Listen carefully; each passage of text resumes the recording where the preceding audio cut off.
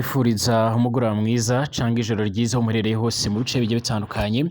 Abanywanyi b'ibiganiro vyacu turabahaye ikaze ngaha kuri ino mboneshakure yacu ari nayo yanyu ya Burundi News TV.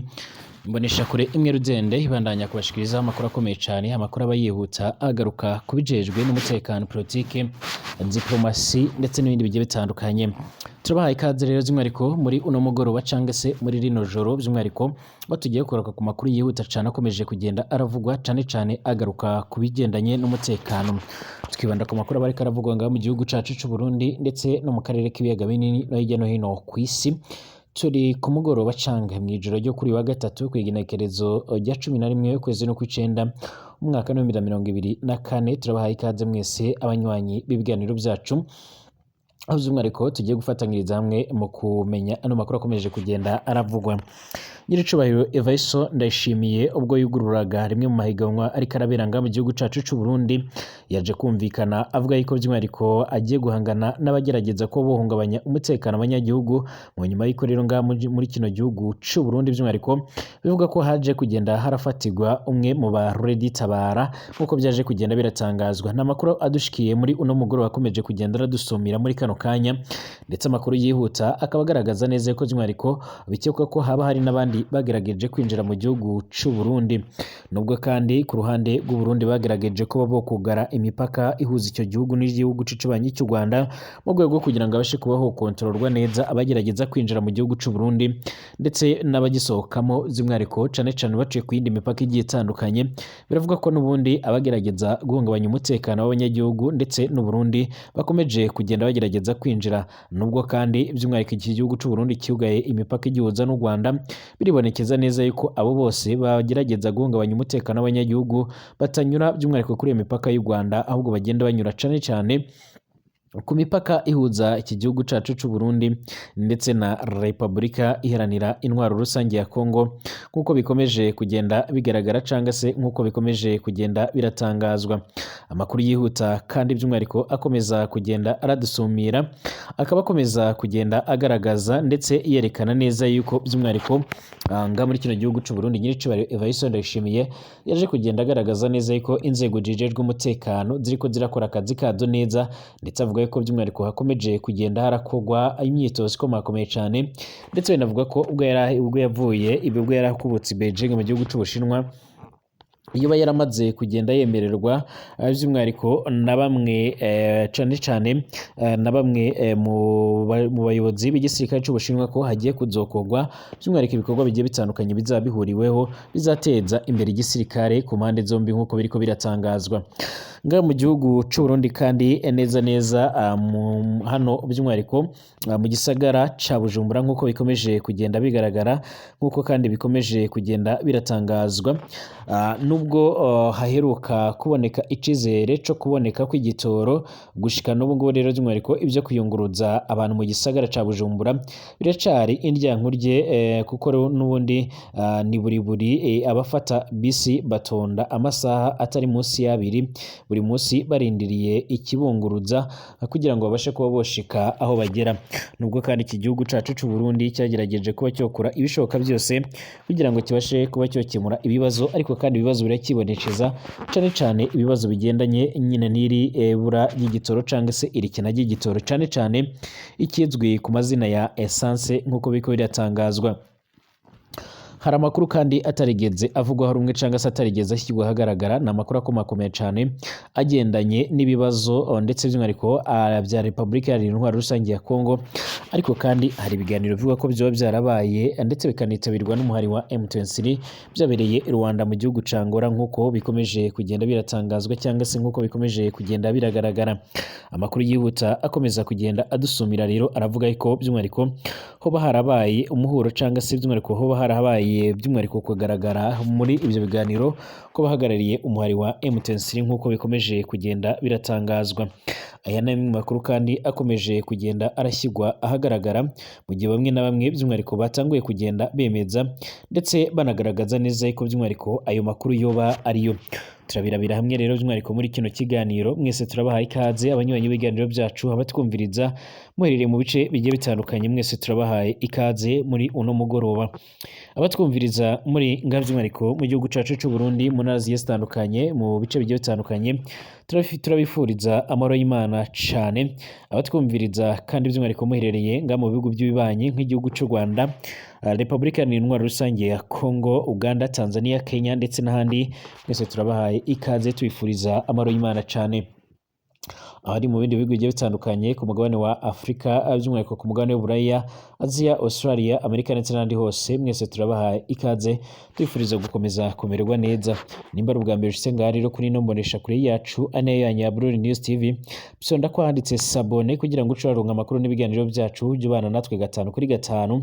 Reka kandi nkwibutsa yuko by'umwihariko ushobora by'umwihariko kuba wosangiza amakuru n'ibiganiro byacu ku banywanyi bawe, inshuti zawe. Amakuru yacu reka tuyatangurire nga muri kino gihugu cy'u Burundi nk'uko bikomeje kugenda biragaragara canke nk'uko bikomeje kugenda abiratangazwa muri rusange. Amakuru yihuta by'umwihariko akomeza kugenda aradusumira. Mwiyunguruzwa by'umwihariko gihiganwa mpuzamakungu ry'umupira w'amaboko ryo ku musenyi ryitiriwe Volleyball World Beach Pro Tour du Burundi Features, Ubudage bwamaze kugenda buratsinda igihugu cy'u Burundi seti zishika kuri 2-0.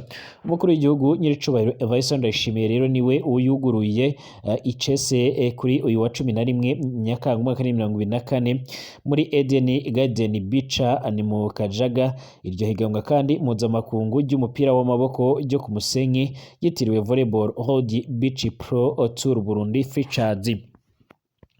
Urukino rw'Uburundi rero ndetse n'Ubudage nigo guguriye rero aho byaranguye Ubudage butsinze seti zishika kuri 2 ku busa bw'Uburundi, no kuvuga amanota ashika kuri 21 kuri 16 muri seti ya mbere, hama iseti ya kabiri amanota ashika kuri 21 kuri 19 muri seti ya gatatu. Akaba ariko byagiye ibihugu bishika kuri 30 nivyo byari byitezwe ko rero muri iryo higanwa, ariko hari hamaze kwiyandikisha by'umwihariko ibishika kuri 12, aho kandi 11 nibyo rero byari bimaze gushika ku munsi, ari byo rero mu Burundi ari byo Uburundi, Amerika, Kenya, Tanzania, USA, Japan, Finland, Belgique, Hongria, Greece ndetse na Slovenia. Ibyo bihugu kandi bikaba bigiye gutana mu mitwe rero kuva kuri igenekerezo rya 11 gushika ku igenekerezo rya 16. Imigwi 7 igizwe n'abakenyezi 14 n'imigwi 10 igizwe n'abagabo 20, ni ukuvuga babiri kuri buri mugwi nibo rero bamaze kuhashika nk'uko biko biratangazwa. Serge Ntakavura rero umuyobozi w'ishirahamwe ry'umupira w'amaboko wo ku musenyi Volleyball Beach mu Burundi yaravuze imigwi imwe n'imwe rero muyitarabashije muri tarashika yatinye ko rero yo kwandura akaryama ka nkende. Iyi ihura n'ibibazo rero by'imyigaragambyo ndetse y'abakozi bo ku kibuga c'indege c'i Nairobi muri Kenya. Yongeye avuga ko kandi izindi nkino zije gukomeza imigenderanire yongere zizane rero ifahanga ry'agaciro nga mu gihugu cy'u Burundi ryakomeje kugenda riratakara. Mwomenya ko rero by'umwihariko irihiganwa ribaye ku nshuro ya kabiri mu nyuma y'iryabaye mu mwaka wa 2023. Imigwi by'umwihariko ikazogabura ibihumbi bishika kuri 20 by'amadolari y'amanyamerika nk'uko bikomeza kugenda bigaragara. Kandi ni ibihumbi ijana ku ruhande rw'abagabo ndetse n'ibihumbi 100 ku ruhande rw'abakenyezi kuko bikomeje kugenda biratangazwa. Mu itangazo ryiwe rero nyiricubahiro Evariste Ndayishimiye yaje kugenda agaragaza ndetse anerekana neza ko igihugu cy'u Burundi acyo gihugu ciza ca mbere, ndetse agaragaza neza ko ari Eden. Icakora yaje kugenda agaragaza neza yuko atabyera ngo de by'umwihariko hakomeje kugenda haragaragara abashaka kodobya Uburundi, ariko kandi akomeza kugenda arashimangira ndetse agaragaza neza yuko by'umwihariko ngaha muri kino gihugu inzego z'umutekano zijejwe umutekano ziriko zirakora neza, ziriko zirakora ibishoboka byose kugira ngo zibashe kuba zohangana n'icyo ari cyo cyose by'umwihariko nk'uko bikomeje kugenda abiragaragara. Amakuru nuko amakuru kandi akomeza kugenda aradusumira by'umwihariko nk'uko bikomeje kugenda biratangazwa, amakuru yihuta cyane akomeza kugenda aradushikira, aravuga ko yaje kugenda aratanga urugero kuri umwe mu basirikare ba Lady Tabara yaje kugenda arafatirwa mu Burundi. Bivugwa ko kandi by'umwihariko yoba yarafashwe aho yaraje kugenda aratega ibisasu ndetse no gushakira inzira abandi bagenzi biwe, icakora ntigeze haramenya by'umwihariko haramenyekana ibyo yoba yarafatanywe cyangwa se n'igihe yaba yamaze kugenda arafatirwa muri rusange. Yavuze yuko rero cyane cyane muri iki gihe himirijwe amatora nga mu gihugu cy'u Burundi, umutekano ugomba kuzaba ucunzwe neza by'umwihariko uko bizogenda kose, kuko amakuru akomeza kugenda aradusumira cyangwa se amakuru akomeza kugenda aratugeraho. Ariko kandi nga mu gihugu cy'u Burundi nubwo hakomeje kugenda haragaragara icizere cyo kuzoboneka kw'igitoro by'umwihariko n'ubundi gushika n'ubu ngubu rero ibyo kwiyunguruza mu gisagara ca Bujumbura biracyari indyankurye, kuko rero ibi kuko n'imiburiburi abafata bisi batonda amasaha atari makeya ku munsi ashika kuri 2 kugira ngo babashe kuba babona uko biyunguruza. Bisi yose ibonetse ntirenga kuri Kotebu. Ubu ngubu hageze ko rero umuntu atonda ako kazi by'umwihariko akibuka ko rero agiye guhagarara ku murongo isaha irenga no gutaha, agahagarara iyindi by'umwihariko isaha nyine n'uburuhe bw'akazi yicwa n'amaganya. Rero abakoresha bo barumiwe cyane, nta mukozi acubahiriza amasaha y'akazi. Izi ni zimwe mu ngaruka z'ibura ry'igitoro. Ibyo ni bimwe rero mu bivugwa na bamwe mu bo twasanze cyane baratonze imirongo miremire cyane mu gatondo ko kuri uyu wa 11 Nyakanga 2024 mu makaritsiye ya Gasenyi, Mirango, Kanyosha, Kinama ndetse n'ahandi, aho rero batumenyesheje ko ibijanye no kwiyunguruza ataco babikora, ataco bakironka. Babivuga ko kandi kuko n'ubundi bamaze kwiyakira, ahubwo bakagira impungenge aho buca by'umwihariko abanyeshuri batangura amashuri uko bizajya biragenda.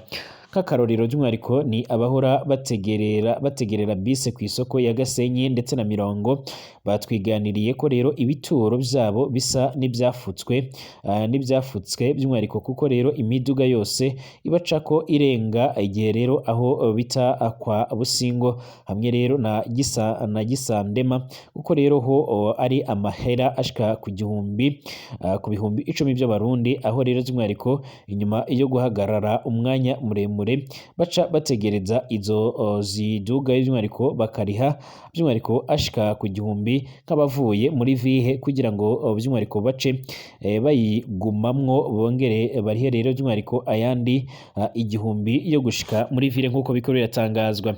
Saho ngaho gusa by'umwihariko n'abiyunguruza bava muri zone ya Kinama ndetse na Kamenge, niko nguko amabisi yose abonetse. Umenya byo rero kujana abantu muri vile by'umwihariko ntibikibaho. Bose bavuga ko rero bagiye ku isoko ya Kotebu, aho rero by'umwihariko abiyunguruza n'izuba ndetse n'akantu aho baba batonze imirongo isaha irenga, baca bahitamwo rero by'umwihariko kuriha ayo mahera, kandi bose atanumwe aba arenga kuri vile. Bamwe mu bakora akazi ko kuyunguruza abantu by'umwihariko akoresheje bisi twashoboye kuba twoganira nawe rero by'umwihariko batuganiriye bati ibitoro bitabonetse rero neza nta mushoferi yo kwemera gupatirira amahera ari munsi y'igihumbi, kuko uretse by'umwihariko verisoma ya mwene umuduga ngo nayo kugura ibitoro ntiyopfa kuba yoboneka, kuko rero by'umwihariko kenshi bakoresha ibya magendo bagura mu macupa cyane amabido, ndetse aho naho rero by'umwihariko ngo ni igicupa kijyamwo litiro n'igice ngo kiragurwa ubu ngubu by'umwihariko aho ibiciro byakorotse, kuko rero kigeze kugura ku bihumbi 17, nayo ibido rero y'amalitiro ashika kuri 20 iriko iragurwa hagati y'ibihumbi by'umwihariko hagati y'ibihumbi 18 by'umwihariko ndetse n'ibihumbi 19 nk'uko biko biratangazwa. Mu gihe kandi umushikiranganje mu byo ajejwe by'umwihariko harimo ubutare n'agataka ndetse n'ibitoro birimwo rero Ibrahim Uwizeye yari yamenyesheje ko rero kuva ku igerekerezo rya 3 Nyakanga mwaka 2024 ibyo gutanga ibitoro bizoroha bikorerwa rero ku buhinga ngurukana bumenyi mu ntumbero yo guhagarika rero bamwe bahora baronka ibitoro bagaca rero babigurisha mu kinywabi abo rero bunguruza abantu bavuga ko rero ubwo buhinga butarigera babona by'umwihariko buriko burakoreshwa kuri sitasiyo n'imwe icuruza ibitoro. Ikindi rero ngo nta n'umwanya ukwiye baronse rero wo kubisigurirwa kugira ngo rero babitahure na burya benshi rero muri ibyo byo gukoresha ubuhinga ngurukana bumenyi atabyo bari basanzwe bamenyereye cyane nga mu gihugu cy'u Burundi. Ku ruhande rw'abarongoye rero igisagara ca Bujumbura, Fabrice Mbanzabugabo araba ibyo kwiyunguruza amenyesha ko rero by'umwihariko abo bashoferi bikika mukiza ariko kandi agatanga indemesho ko by'umwihariko vuba cane hagiye kujaho amategeko abagenga abantu nabo rero bahabwe amanimero de telefone bohamagara ko by'umwihariko mu gihe babonye rero umuduga uriko wanka gupakira abantu kandi aricyo gituro yategerezwa gukoresha co kimwe rero nabo banka gushikana abiyunguruza by'umwihariko bategerezwa aho baja muri rusange.